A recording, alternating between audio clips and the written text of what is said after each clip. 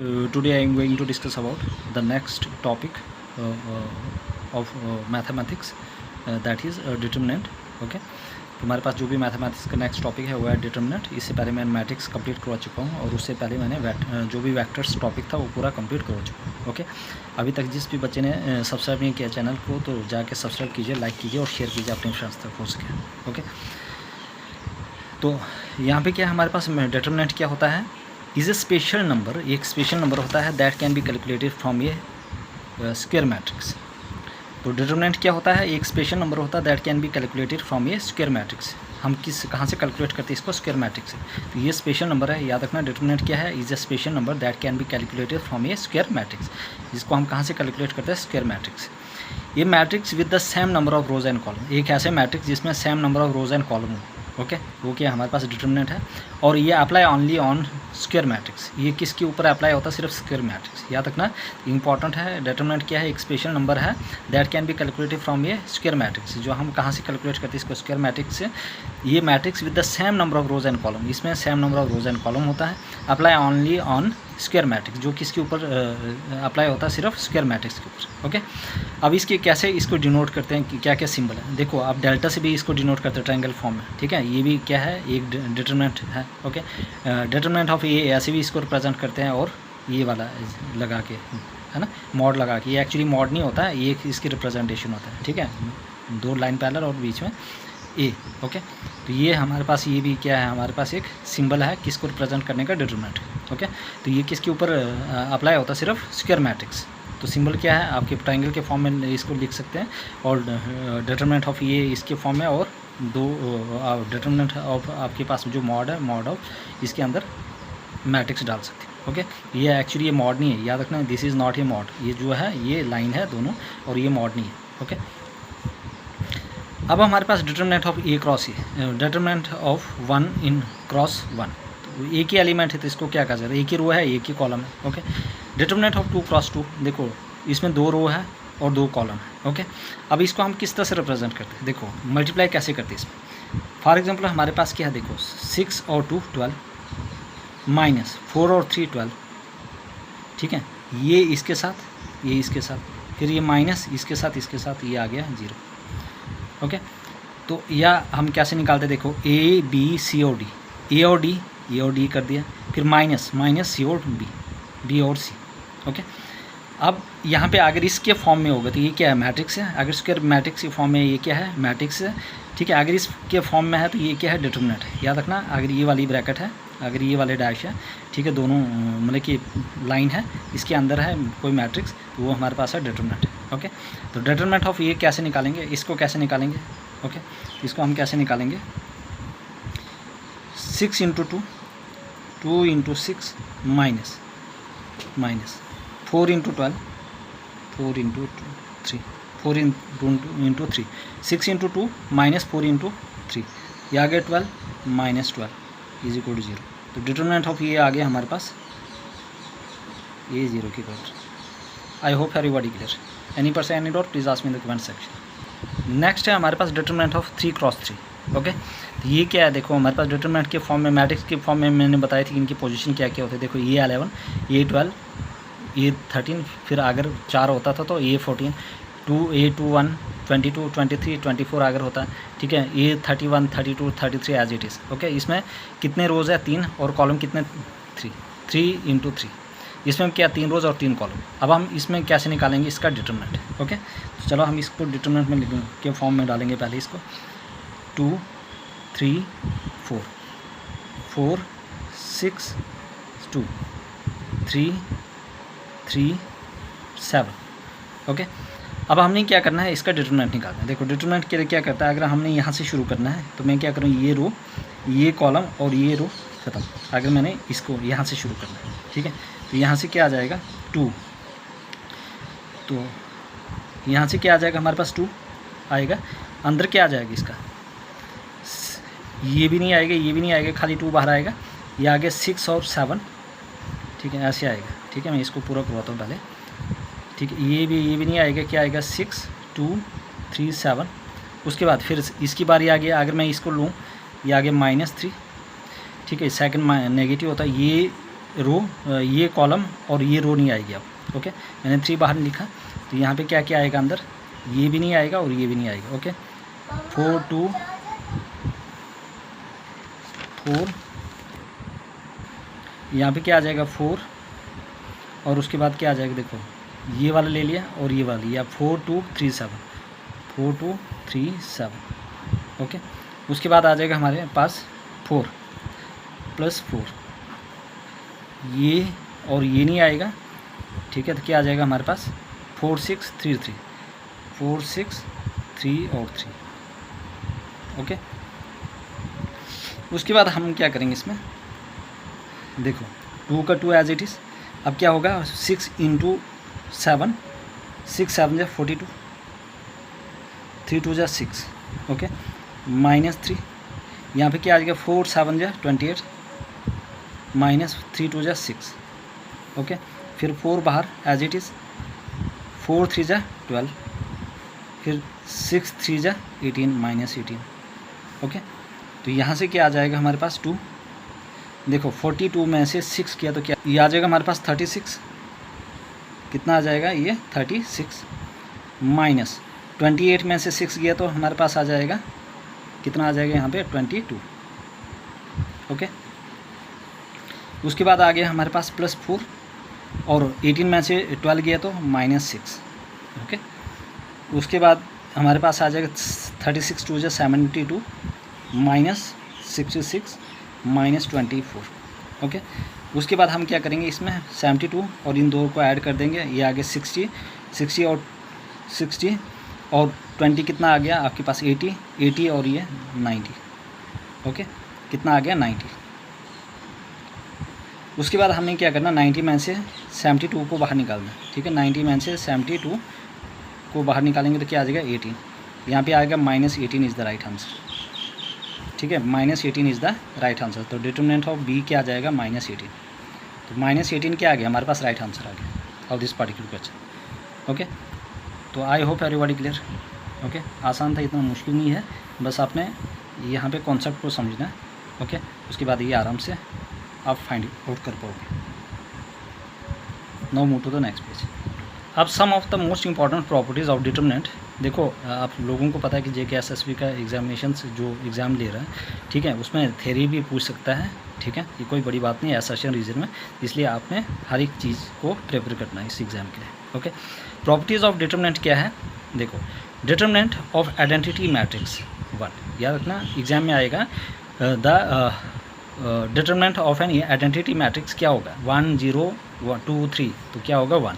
तो आप सीधा क्या कर सकते हो, टिक लगा सकते हो। ओके, टिक मार्क कर सकते हो। ओके, तो determinant of identity matrix 1। Determinant of A product, जो डिटरमिनेंट होगा प्रोडक्ट, आगे डिटरमिनेंट ऑफ ए बी होगा तो वो किसके बराबर होगा, डिटरमिनेंट ऑफ ए और डिटरमिनेंट ऑफ बी। याद रखना आगे डिटरमिनेंट ऑफ प्रोडक्ट होगा, डिटरमिनेंट ऑफ ए बी, वो किसके बराबर होगा, डिटरमिनेंट ऑफ ए और डिटरमिनेंट ऑफ बी, ये भी याद रखना। इफ़ एनी रो और कॉलम इज ऑल 0, अगर कोई भी रो या कॉलम पूरी 0 है, ठीक है, तो उस टाइम क्या होगा, डिटरमिनेंट ऑफ ए इसको 0। ठीक है, सपोज हमारे पास क्या है, यहाँ पे अगर कोई रो, ये वाली रो है, ठीक है 1 2, अगर पूरी जो रो है वो क्या है 0 है, तो इसका मतलब डिटरमिनेंट क्या है 0 होगा। अगर पूरी कॉलम क्या है 0 है, वो भी तब भी क्या होगा, उसका डिटरमिनेंट क्या होगा 0 होगा। अगर कोई पूरी रो, इफ़ एनी रो, अगर कोई भी एक रो 0 है या कोई भी कॉलम पूरी कॉलम 0 है, तो डिटरमिनेंट क्या होगा 0 के बराबर। याद रखना। Rows and column and interchange, then अगर हम रोज़ को कॉलम बनाएंगे, रोज़ का कॉलम और कॉलम का रो बनाएंगे, तो डिटरमिनेंट क्या रहेगा सेम। याद रखना, अगर हम रोज़ का क्या बनाएंगे कॉलम और कॉलम का क्या बनाएंगे रोज़, तो डिटरमिनेंट क्या होगा सेम। तो डिटरमिनेंट कब सेम रहता है, जब आप रो को कॉलम बनाओगे या कॉलम को रो बनाओगे, तो डिटरमिनेंट के ऊपर कोई फ़र्क नहीं पड़ता, वो सेम रहता है। स्वैपिंग 2 रोज़ और column, then determinant V is equal to minus determinant V. अगर हम 2 रोज़ और 2 कॉलम को आपस में क्या करते हैं, स्वैप करते हैं, तो डिटरमिनेंट ऑफ ए किसके बराबर होता है, minus determinant of A. Okay, तो अगर हम 2 रोज़ या 2 कॉलम को अपना क्या करते हैं, स्वैप करते हैं, तो वो -a के बराबर होता है, डिटरमिनेंट ऑफ -a के बराबर होता है। ओके, इफ़ 2 रोज़ और 2 column of a square matrix are equal, अगर 2 रोज़ या 2 कॉलम हमारे पास स्क्वायर मैट्रिक्स के क्या इक्वल है। याद रखना, जब 2 रोज़ या 2 कॉलम स्क्वायर मैट्रिक्स के क्या इक्वल है, तब डिटरमिनेंट क्या हो गया 0 हो गया। इफ़ 2 रोज़ और 2 कॉलम, अगर 2 रोज़ और 2 कॉलम आपस में क्या है स्क्वायर मैट्रिक्स का क्या है, इक्वल है, तब डिटरमिनेंट क्या होगा, 0 होगा। कब 0 होगा, जब 2 रोज और 2 कॉलम ऑफ स्क्वायर मैट्रिक्स क्या होता है, 0 और इक्वल होगा। मल्टीप्लाई बाई स्केलर, तो डिटरमिनेंट ऑफ ए इनवर्स क्या होगा, वो होगा 1 अपॉन डिटरमिनेंट ऑफ ए। तो डिटरमिनेंट ऑफ ए इनवर्स क्या होगा, वो होगा 1 upon minus of determinant A. तो ये याद रखना इंपॉर्टेंट है। तो डिटरमिनेंट ऑफ ए इनवर्स क्या है, 1 upon determinant of A. I hope everybody clear. क्या क्या आप लोगों को समझ आए। अगर हमारे पास डिटरमिनेंट ऑफ आइडेंटिटी मैट्रिक्स क्या हो गया, 1। Determinant of A product determinant of A B हो तो वो डिटरमिनेंट ऑफ ए और determinant of B. If any 2 rows और कॉलम इज 0, अगर 2 रो या अगर कोई भी रो या कॉलम 0 होती है तो उसका डिटरमिनेंट 0 होता है। रोज़ या कॉलम को इंटरचेंज करने से कोई फ़र्क नहीं पड़ता है, तब भी डिटरमिनेंट सेम रहता है। जब हम 2 रोज़ या 2 कॉलम को आपस में स्वैप करते हैं तो वो किसकी रोल होता है, और नेगेटिव में आता है। नहीं, उसका डिटरमिनेंट कैसे होता है, मतलब कि रिजल्ट क्या आएगा, नेगेटिव में। अगर 2 रोज या कॉलम स्क्वायर मैट्रिक्स इक्वल होगा तब डिटरमिनेंट क्या होगा, 0 होगा। मल्टीप्लाई बाई स्केलर से हम मल्टीप्लाई करेंगे, ठीक है, ओके। मल्टीप्लाई बाई स्केलर, ठीक है, हम इसको स्केलर से मल्टीप्लाई कर सकते हैं। डिटरमिनेंट ऑफ ए इनवर्स क्या होगा, 1 अपॉन डिटरमिनेंट ऑफ ए। ये याद रखना आप, इम्पॉर्टेंट। नेक्स्ट वन हमारे पास एरिया ऑफ ए डिटरमिनेंट, ठीक है। हमने इसका क्या निकालना है, डिटरमिनेंट निकालना है। एरिया ऑफ ए ट्रायंगल का क्या निकालना है, डिटरमिनेंट। देखो हमारे पास एक ट्रायंगल है, इसके कोऑर्डिनेट दिए हैं x1 y1 x2 y2 और x3 y3, ओके। तो एरिया ऑफ ट्रायंगल ABC क्या होगा, 1/2, ठीक है। हमने क्या लिखा है, x1 x2 x3, इसको कॉलम में लिखा है x1 x2 x3, फिर y1 y2 y3 और तीसरा जो निकला हमने 1 1 इसको रख लिया, ओके। या हमें ऐसे भी लिख सकते हैं इसको, ये 1/2 x1 x2 x3 y1 y2 y3 और 1 1 1 ऐसे भी रख सकते हैं, ओके। वो सारा लगाने के बाद, सॉल्व करने के बाद देखो हमें इधर मतलब कि सब्जेक्टिव पेपर नहीं देना, हमें ऑब्जेक्टिव निकालना है। तो इसके लिए आप डायरेक्टली फार्मूला रखो, फार्मूला याद करो, ठीक है, वही बेटर रहेगा, ओके। तो मैं यहाँ पे डायरेक्ट फार्मूला लिखता हूँ, 1/2। अपनी याद कैसे रखनी है, इसको इंपॉर्टेंट है और सिंपल है, ठीक है। इसको याद कैसे रखना है, x1, ठीक है, बीच में क्या रखा, आपने ब्रैकेट रख लिया, ध्यान से समझना। फिर प्लस x2 और बीच में क्या रखना है, आपने ब्रैकेट, फिर प्लस x3 और बीच में और क्या रखना, ब्रैकेट, और इसको क्लोज कर देना। क्या रखा, x1 x2 और x3। आपने क्या लिखा, 1/2 लिखा, फिर ब्रैकेट में क्या डाला, x1 plus x2 plus x3। देखो ये 1 से शुरू है ना, ठीक है। अंदर क्या आएगा, y माइनस वाई लिखो, फिर y माइनस वाई लिखो, और अंदर क्या आ जाएगा, y माइनस वाई। अब देखो यहाँ पे ध्यान से समझो, मैंने मैंने x1 लिखा, फिर y माइनस वाई लिखा, फिर x2 लिखा, y माइनस वाई, फिर x3 y माइनस वाई लिखा, ठीक है भाई। ये टर्न देखो यहाँ पे क्या 1 से शुरू है ना, तो यहाँ पे 2 कर दो, यहाँ पे 3 कर दो, एज ए 1 2 3। फिर यहाँ पे 2 है, 2 के बाद क्या आएगा, 3, 3 के बाद क्या आएगा, 1, ठीक है। उसके बाद क्या आएगा, 3 है, फिर 1 पे आ जाओ, 1 और 2, बस। तो ये फॉर्मूला है, 1/2 x1 y2 minus y3 plus x2 y3 minus y1 plus x3 y1 minus y2, okay. तो ये सबसे इम्पॉर्टेंट फार्मूला है, ठीक है। लास्ट टाइम भी इसके ऊपर FA में सॉल्व क्वेश्चन पूछा गया था इसी फार्मूला के बेस पे, ठीक है। आप जाके प्रीवियस ईयर क्वेश्चन पेपर देख लीजिए, ओके।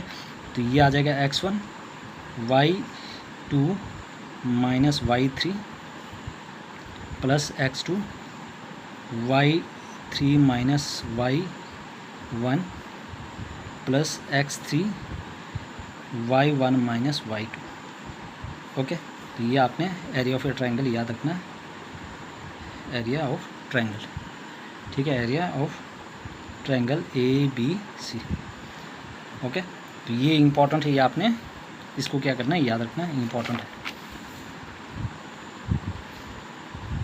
ठीक है। ये जो फॉर्मूला है, this is very very important,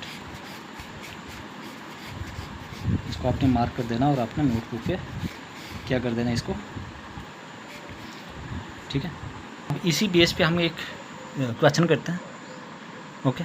तो हमारे पास क्या है, ये हमारे पास ए का कोऑर्डिनेट दिया है, बी का और सी का कोऑर्डिनेट, हमें एरिया ऑफ ए ट्रायंगल निकालना है, ओके। एरिया ऑफ ट्रायंगल क्या होता है, 1/2, ठीक है। और क्या है, x1 x2 x3 होता है, y1 y2 y3 होता है, और 1 1 1 यही होता है, ओके। अब देखो यहाँ पे क्या है, ये जो होता है, ये x1 है, ये y1 है, ये x2 है, ये y2 है, ये x3 है, ये y3, ओके, ये आपने याद रखना, पता चल गया। उसके बाद हमने क्या करना है, इसको 1/2 एज इट इज़ यहाँ पे रख लेना आपने। x1 क्या है 1, x2 क्या है 4, 1 4, x3 क्या है 6, उसके बाद y1 क्या है 2, y2 क्या है 5 और y3 क्या है 3। ओके, उसके बाद 1 1 as it is 1 1 and 1। Okay, अब उसके बाद हमने क्या करना है, इसको फाइंड आउट करना है। ओके, या फॉर्मूला लगा के करो या सिंपल आप कर सकते हो। ठीक है, ये वाला आ गया, हमने यहाँ पे डाल दिया ये पूरा, या आप इसको डायरेक्टली भी कर सकते हो। यहाँ से क्या आ जाएगा 1/2 एज इट इज़। ठीक है, उसके बाद हम क्या करेंगे, इसको देखो, यहाँ से शुरू करेंगे, ये और ये और ये बाहर क्या आ जाएगा 1 x1। ठीक है, x1 आ गया। उसके बाद क्या आ जाएगा, ये और ये रो और कॉलम नहीं आएगा, यहाँ पे आ जाएगा 5 1 जा 5 माइनस 3 1 जा 3 3। ओके, ये आ गया। उसके बाद फिर आ जाएगा आपके पास, इसको देख लो आप, यहाँ से अगर करना चाहते हो तो x2 आ जाएगा ये 4। ठीक है, या आप यहाँ से इसको ओपन कर सकते हो। ठीक है, आप यहाँ से भी इसको क्या कर सकते हो, ओपन कर सकते हो। ओके, तो यहाँ से क्या आ जाएगा, देखो ये प्लस ये आ गया -2, ये और ये कॉलम नहीं आएगा, ये कॉलम और ये रो नहीं आएगा, 4 1 जा 4 और 6 1 जा 6। ओके, फिर उसके बाद क्या आ जाएगा, प्लस ये आ जाएगा 1, ये और ये नहीं आएगा, तो क्या आ जाएगा 4 3 जा 12 और 6 5 जा 30। हो गया क्लोज। ओके, तो यहाँ से क्या आ जाएगा 1/2 एज इट इज़, ये 1 का 1, 5 में से 3 गया तो 2 -2 और यहाँ से क्या आ जाएगा 30 में से 12 गया तो हमारे पास आ जाएगा 18 -18। ओके, उसके बाद फर्दर इसको हम सॉल्व करेंगे, ये आ जाएगा 2 + 4 -18। यहाँ से 1/2 आ जाएगा, 4 और 2 6, 1/2 और ये आ जाएगा 6 -18। तो यहाँ से आ जाएगा हमारे पास 1/2 और ये आ जाएगा -12। 6 2 1 2 6 12, तो हमारे पास एरिया कितना आ जाएगा -6 इज़ द राइट आंसर। ठीक है, ये आ जाएगा हमारे पास, क्या आ गया -6। बस इसी तरीके से आपने इसको क्या करना है, सॉल्व करना है। अदरवाइज आप डायरेक्टली इसमें वैल्यू डाल सकते हो। ठीक है, अगर आप वैल्यू डालना चाहते हो तो आप डायरेक्टली वैल्यू डाल सकते हो। ठीक है, और करके आप डायरेक्टली वैल्यू डाल सकते हो। ठीक है, वैल्यू कैसे डाल सकते हो, 1/2 है, x1 क्या है, देखो मैं लिखता हूँ x1, फिर y2 माइनस y3, फिर प्लस x2, उसके बाद आ गया y3 माइनस y1, फिर x3, उसके बाद y1 माइनस y2। ओके, इसमें आप वैल्यू सब्स्टिट्यूट कर सकते हो, ऐसे भी कर सकते हो और करके। तो 1/2 एज इट इज़, x1 क्या है, x1 हमारे पास है, x1 है 1। उसके बाद क्या है हमारे पास y2 माइनस y3। ठीक है, y2 माइनस y3, y2 क्या है 5 माइनस y1 कितना है, y1 है 2 प्लस x2 कितना है, x2 हमारे पास है 4। उसके बाद y3 कितना है, y3 है 3 और माइनस y1 कितना है -2 प्लस x3 कितना है 6 और y1 कितना है, वह है 2 माइनस y2 कितना है, वह है 5। ठीक है, ऐसे भी निकाल सकते हो आप इसको सॉल्व करके। ओके, अब सबसे इम्पोर्टेंट है हमारे पास माइनर क्या होता है। ये minor is the determinant of a smaller matrix. जो हमारे पास माइनर है, एक डिटरमिनेंट है किसके, एक छोटे से मैट्रिक्स का, form by the deleting 1 row and 1 column. ये कैसे बनता है, जब हम एक रो और एक कॉलम को क्या करते हैं, डिलीट करते हैं from a larger square matrix. किससे, बड़े स्क्वायर मैट्रिक्स। और इसको हम कैसे डिनोट करते हैं, एम और आई और जे, आई रो और जे कॉलम। ओके, तो व्हाट इज़ माइनर क्या है, ये minor is the determinant of a smaller matrix. Minor क्या है, एक डिटरमिनेंट है किसका, smaller matrix. What is minor, minor is nothing, it is the determinant of a smaller matrix. अगर छोटे से मैट्रिक्स का जो डिटरमिनेंट होता है उसी को क्या कहा जाता है, माइनर। तो माइनर क्या है, एक छोटे से मैट्रिक्स का डिटरमिनेंट है उसको कहा जाता है माइनर। What is minor? एक छोटे से मैट्रिक्स का क्या डिटरमिनेंट है उसको कहा जाता है मैट्रिक्स। कैसे बनता है? जब हम एक रो या एक column, by deleting one row and one column, जब हम एक रो और एक कॉलम को डिलीट करते हैं तो वो क्या बनता है? एक फ्रॉम ए किस में से, बड़े मैट्रिक्स में से, और वही कहलाया जाता है माइनर। तो माइनर क्या है? माइनर जो हमारे पास एक छोटा सा मैट्रिक्स होता है, ठीक है, क्या होता है? एक छोटे से मैट्रिक्स का डिटरमिनेंट को माइनर कहा जाता है जब हम एक रो या और कॉलम को डिलीट कर देते हैं बड़े मैट्रिक्स से, और उसी को कहा जाता है minor. It is denoted by MIJ। देखो यहाँ पे एक मैट्रिक्स है सपोज, इसका हम माइनर निकालते हैं। क्या निकालेंगे? माइनर। M11 है ना माइनर, ये है M11। ओके, M11 कैसे निकलेगा हमारे पास? देखो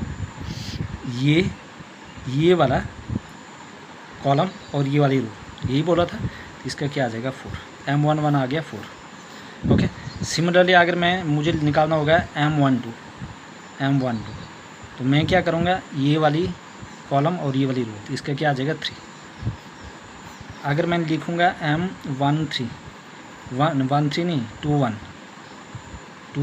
ये 21, तो यहाँ पे क्या आ जाएगा? ये वाला रो और ये वाली कॉलम, इसका आ जाएगा 2। सिमिलरली अगर M22 लिखना पड़ेगा, ठीक है, ये वाला, तो ये वाला और ये, इसका आ जाएगा 1। ये आ गया हमारे पास को माइनर।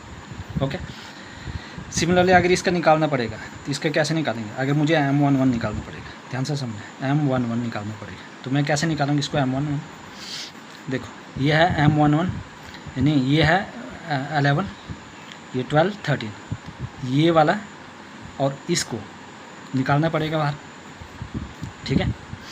इसको क्या करना पड़ेगा? बाहर निकालना पड़ेगा, तो हमारे पास आ जाएगा 5 6 6 5। ओके, तो यहाँ से क्या आ जाएगा हमारे पास?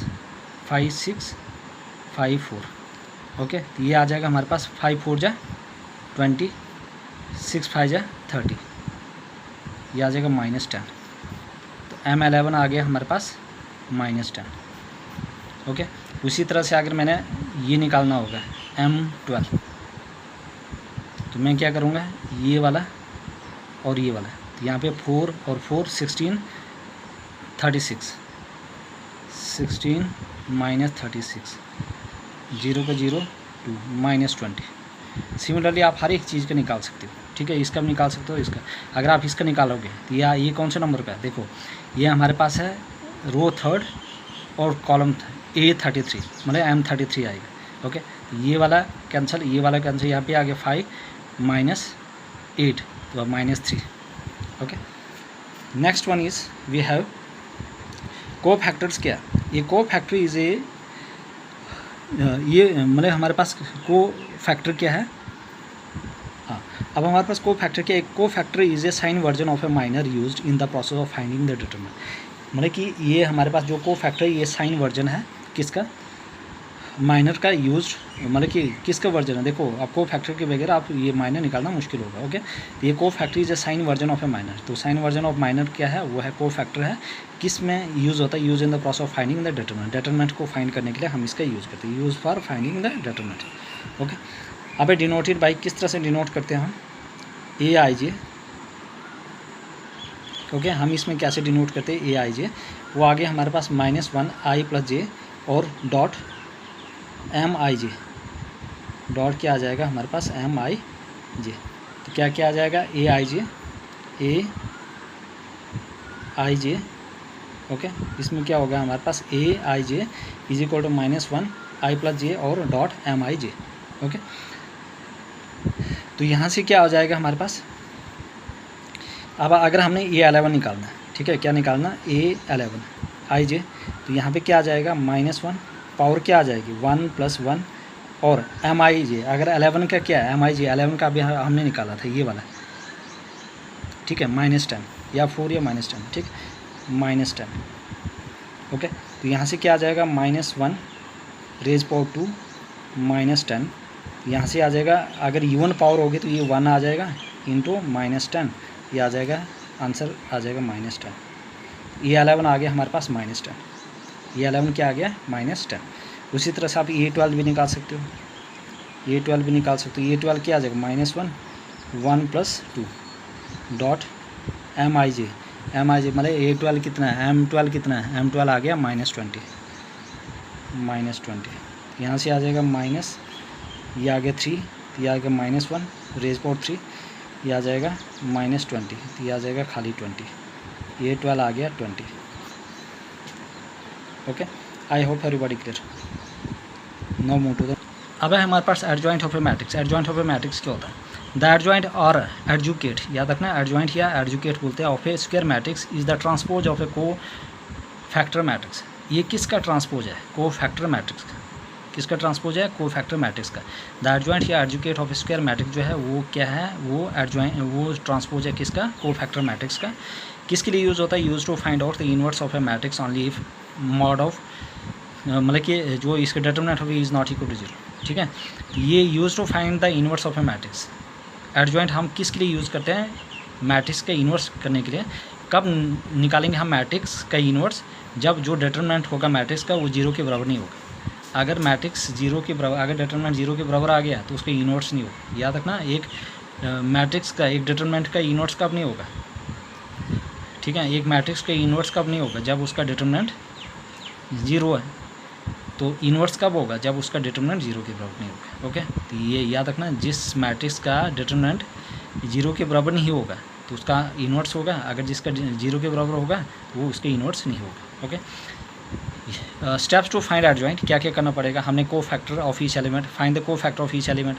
हर एलिमेंट को को फैक्टर निकालना पड़ेगा। ऑब्वियसली जैसे आपने अभी निकाला 11, A11, A12, A13 या A21 and so on. Okay, आपको को फैक्टर निकालना पड़ेगा। Okay, create the cofactor matrix using this को फैक्टर। हमने क्रिएट को फैक्टर मैट्रिक्स करना पड़ेगा यूजिंग दिस मैट्रिक्स से।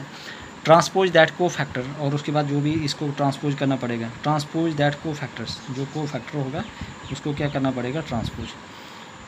ओके, तो हमें क्या करना पड़ेगा? इसके ट्रांसपोज दैट को factor matrix this give the adjoint. उसके बाद फिर इसको क्या करना पड़ेगा? हमें ट्रांसपोज करना पड़ेगा। उसके बाद हमें क्या मिलेगा? एडजॉइंट।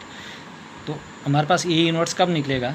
ये इनवर्स तब निकालेंगे जब डिटरमिनेंट जो होगा वो 0 के बराबर नहीं होगा। अगर 0 के बराबर होगा तो उसकी इनवर्स नहीं निकले। तो ये इनवर्स क्या होता है? 1/, ये मैट्रिक्स का डिटरमिनेंट्स ऑफ ये, मतलब कि ये मैट्रिक्स का डिटरमिनेंट। ठीक है, उसके बाद एडजॉइंट ऑफ ये।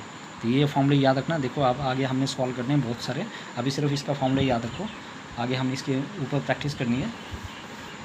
ओके, तो अभी आपने क्या करना है? सिर्फ फॉर्मूला याद रखना है और उसके ऊपर हमने क्या करना है? एक प्रॉपर प्रैक्टिस करनी है। ओके, यहाँ पे क्या है? ए इनवर्स वो हो गया 1/, डिटरमिनेंट ऑफ ये और एडजॉइंट ऑफ ये। ओके, सिंगुलर मैट्रिक्स क्या है? ये मैट्रिक्स सिंगुलर। सिंगुलर मैट्रिक्स क्या होता है? एक मैट्रिक्स क्या होता है? सिंगुलर होता है। याद रखना, सिंगुलर मैट्रिक्स क्या होता है? ये मैट्रिक्स इज सिंगुलर। एक जो मैट्रिक्स है वो क्या है? सिंगुलर है। ये matrix is singular if determinant of A is equal 0। Singular matrix तब होता है जब उसका डिटरमिनेंट क्या होगा? 0 होगा। तो सिंगुलर मैट्रिक्स कब होता है? जब उसका डिटरमिनेंट क्या होगा? 0। A matrix is a singular if determinant A is equal to 0। The matrix does not have any inverse. अब जिस मैट्रिक्स का डिटरमिनेंट 0 हो जाता है तो उसका इनवर्स नहीं होता। याद रखना, जिस मैट्रिक्स का डिटरमिनेंट क्या होता है? 0 होता है, उसका इनवर्स नहीं होता है। तो ये मैट्रिक्स इज सिंगुलर। एक मैट्रिक्स सिंगुलर होता है। ठीक है, इफ़ डिटरमिनेंट जो ये होता है 0 होता है, the matrix does not have A N inverse. Okay, अब उसके बाद नॉन सिंगुलर मैट्रिक्स क्या होता है? ऐसे matrix is non singular matrix जिसका डिटरमिनेंट जो होता है वो 0 नहीं होता। उसका जो डिटरमिनेंट क्या नहीं होता है? 0 नहीं होता है। इसका मतलब the matrix has A inverse. इसका मतलब उसका क्या होगा? इनवर्स होगा। तो सिंपल भाषा में आपने याद रखना लैंग्वेज में, जिस भी मैट्रिक्स का डिटरमिनेंट 0 हो गया तो उसका कोई इनवर्स नहीं होगा। अगर जिसका मैट्रिक्स का डिटरमिनेंट 0 नहीं होता तो उसी का इनवर्स हम फाइंड आउट करेंगे। ओके, और होगा। अब है solution of A system of linear equation using inverse of a matrix. हमने सोल्यूशन निकालना है system of linear equation using inverse of a matrix. Okay, हमारे पास इक्वेशन दिया है a1x + b1y + c1z d1 पहला, a2x + b2y + c2z d2 second, a3x + b3y + c3z d3 ये third. Okay, अब हमने इसको किस तरह से फाइंड आउट करना है? ओके, हमारे पास ये मैट्रिक्स है, इसमें हम क्या लिखेंगे? a1 a2 a3, उसके बाद b1 b2 b3, उसके बाद c1 c2 c3। Okay, 3 matrix आगे। उसके बाद कौन कौन से x y और z हम यहाँ पे लिखेंगे x y और z। ओके। और उसके बाद आगे बी ये रखेंगे D1 D2 और D3। ओके। अब इसको how we can find it. Okay. A और एक्स किसके बराबर होगा, बी के बराबर। A X is equal to B, और यहाँ से हम क्या निकालेंगे, एक्स की वैल्यू निकालेंगे बी अपान ए, और यहीं से एक्स की वैल्यू क्या होगी, बी ए का इनवर्स। ओके। जब इसके ऊपर हम क्वेश्चन करेंगे तो आपको ये पूरे प्रॉपर तरीके से समझ आएगी। ओके। तो ये जो था ये डिटर्मिनेंट का इंट्रोडक्शन वाला पार्ट था। ठीक है। Don't skip this videos, most important videos है। ठीक है। I bring each and every concept in single videos. Okay. Introduction unless and until, जब तक आपका कॉन्सेप्ट इसमें क्लियर नहीं होगा तो you are not ables to find the questions very properly. ठीक है। तो इससे बेटर है कि मैंने इंट्रोडक्शन में ये सारा करवा दिया कि किस तरह से माइनर निकालते हैं, को फैक्टर एडजॉइंट निकालते हैं, फार्मूलाज क्या है। ओके। माइनर क्या होता है, मैट्रिक्स क्या होता है, ठीक है, को फैक्टर्स क्या होता है, ठीक है, एडजॉइंट क्या होता है। ठीक है। तो ये सारा मैंने यहाँ पे इसमें लेकर आया हूँ। ट्रांसपोज है ना, किस तरह से चीज़ों को किया जाता है। ठीक है। इनवर्स ऑफ मैट्रिक्स क्या होता है। ठीक है। तो जब आप इस चीज़ को एक बार रिवाइज करोगे अच्छी तरह अपने खुद के notes, because hand written notes is the best note यार। मैथमेटिक्स क्या मांगता है, प्रैक्टिस। देखो एग्जाम में बड़े बड़े क्वेश्चन होंगे, उससे कोई फ़र्क नहीं पड़ता है। ठीक है। फ़र्क ये पड़ता है कि आपका कॉन्सेप्ट कितना सॉलिड है। If your concept is solid तो you can easily solve this questions. ठीक है, in 1 minutes, otherwise it is very difficult. Okay. तो आपको मेहनत तो करनी पड़ेगी, देखो हार्डवर्क तो करना पड़ेगा if you want to crack this finance account has examinations. Okay. Otherwise the competition is very high. Okay. तो आपने इसके ऊपर प्रैक्टिस करनी पड़ेगी।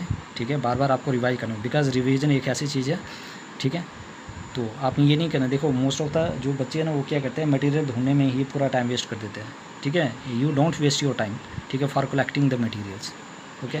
जितना पास आपके पास मटेरियल आगे जो भी टीचर आपको पढ़ा रहा है या जो भी, ठीक है, तो अगर आपके पास खुद के मतलब कि बुक्स है या जो भी है, ठीक है, तो आप वहाँ से भी कर सकते हो। लेकिन मैंने यहाँ पे जो भी मैंने चैप्टर लेकर आया हूँ तो उसको मैं ए से लेकर जेड तक NCERT फॉलो किया। ओके। तो मुझे नहीं लगता इससे बाहर कोई कॉन्सेप्ट जाएगा। ओके। तो मेरे से जितना हो सके मैंने यहाँ पे 100% अपना देने की कोशिश की है। तो बस आपका काम है कि आपने खुद के हैंड रिटन नोट्स बनाए और उनके ऊपर क्या करें, प्रैक्टिस कीजिए और बार बार रिवाइज कीजिए। और प्रैक्टिस सबसे इंपॉर्टेंट चीज़ है। ओके। जब आपका कॉन्सेप्ट क्लियर हो जाता है तो जब आप 5 सवाल करो या 20 सवाल करो, ठीक है, तो जब तक आपका कॉन्सेप्ट क्लियर नहीं होगा ना, 50 भी क्वेश्चन लगाओगे तब भी कॉन्फिडेंस नहीं आएगी। ओके। तो सबसे इंपॉर्टेंट चीज़ है कि आपने अपना कॉन्सेप्ट को बिल्ड करना है। उसके बाद आप चाहे 10 क्वेश्चन लगाओ किसी पर्टिकुलर टॉपिक में, तो आप एग्जामिनेशन में आराम से उस चीज़ को सॉल्व करके आओगे और वो भी 100% श्योरिटी के साथ आप आंसर देकर आओगे। ठीक है, 100% करेक्ट आंसर मार्क करके आओगे। ओके। तो मेरा यही मोटिव है कि भाई आप लोगों का इस चीज़ का बेनिफिट हो। ओके। देखो शॉर्टकट मैं यहाँ पे नहीं लेकर आता हूँ, क्योंकि मेरा काम है कि आप लोगों को पूरा करवाना है कि ताकि आप आराम से एग्जामिनेशन में जाके हॉल में जाके एक अच्छी तरह अपना जो स्कोर है उसको बूस्ट कर पाओगे। ओके। तो इसलिए please everybody subscribe my channel, like share and comment also. Okay. देखो मुझे भी ये चीज़ें बनाने में मेहनत लगती है। ओके। तो बस आपको क्या है, देखो फ्री में आपके लिए मैं ये इतनी चीज़ें लेकर आ रहा हूँ, फिर भी आप लोग सब्सक्राइब नहीं करो, ये तो गलत बात है ना। ओके। मिलते हैं नेक्स्ट लेक्चर।